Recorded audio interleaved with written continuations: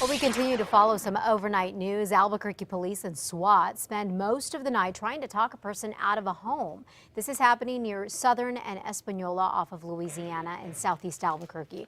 Police say it is in reference to a domestic violence call. They are still on the scene right now trying to talk the person out of the home. Police are asking residents in the meantime to follow instructions from officers there. We do have a crew on the scene. We'll continue to keep you updated with any new information that we learn. Well, the competition is heating up between New Mexico and neighboring states trying to win 6,500 new jobs as Tesla looks to build a new billion-dollar battery factory. This weekend, Arizona state officials say they'll offer tax incentives to draw Tesla to their state. But Governor Susana Martinez says New Mexico is on the right path to try and win over the company because of several recent reforms. She says the legislature recently increased the amount of funding for job training programs, as well as approved $15 million that can be spent on infrastructure-related projects. We are not going to jump ahead of ourselves. We're still talking and having conversations, but of course we'd be very proud to have them. Tesla hopes to make a decision on where to put its new battery factory sometime in the next few months. Over the weekend, the governor signed a couple of bills into law helping to keep New Mexicans healthy. Senate Bill 75 lets schools stock emergency medication in case students have sudden asthma attacks or severe allergic reactions. The Department of Health says a quarter of life-threatening allergic reactions at schools happen to students with no previous allergy diagnosis. Governor Martinez also signed a bill allowing community health workers to get Medicaid reimbursement. Another newly signed law requires paramedics and other EMS providers to go through criminal background checks in New Mexico. The background checks would be done before the state licenses an application or renews a license for paramedics or EMTs. The requirements for the background checks start July 1st. New Mexico Democrats have narrowed down the field of candidates that could face Governor Susana Martinez in the November election.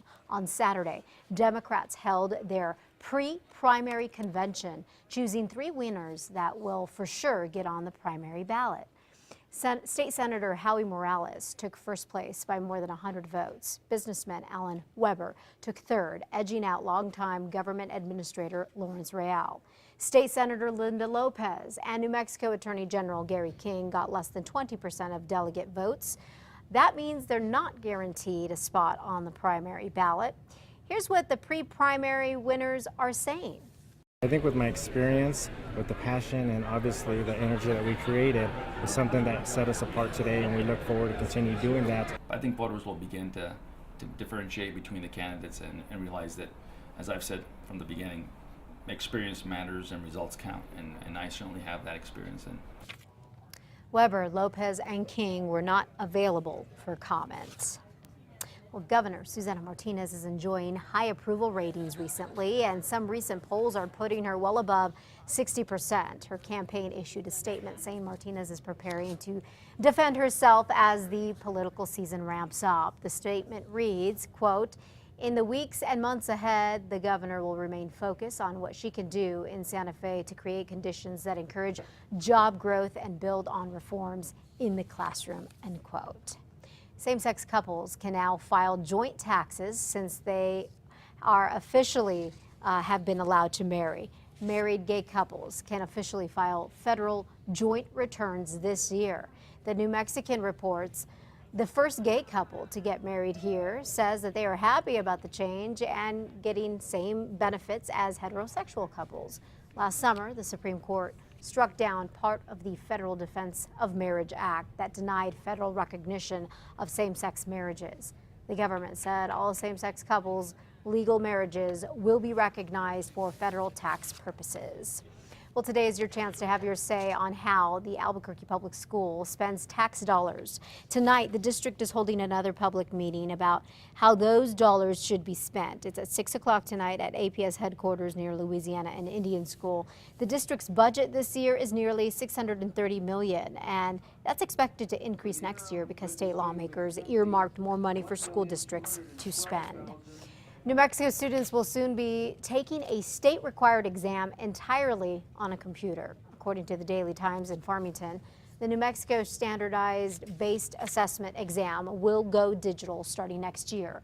The exam is taken by kids in the 3rd through 8th grade, as well as sophomores and juniors. The FBI has made an arrest in the case of an Albuquerque deli that's been the target of hateful vandalism. Special agents arrested 58-year-old John Ng. They say he posted a slew of anti-Semitic messages outside the Jewish-owned deli. I think that's really sad. It looks pretty bad on the Albuquerque community, considering this is like a new business and they're being greeted with all this, I don't know, just hate. The suspect is expected to appear in court today. We'll keep you posted on any developments. The man accused of videotaping kids while squirting them with an unknown substance is behind bars. Officials say an alleged victim claims Kevin Jaramillo here asked if he could film her being sprayed in the face with a squirt gun, saying that it was for some church charity. Well, she says that Jaramillo had a GoPro camera attached to the squirt gun. This victim told police that Jaramillo said the liquid was some type of bodily fluid.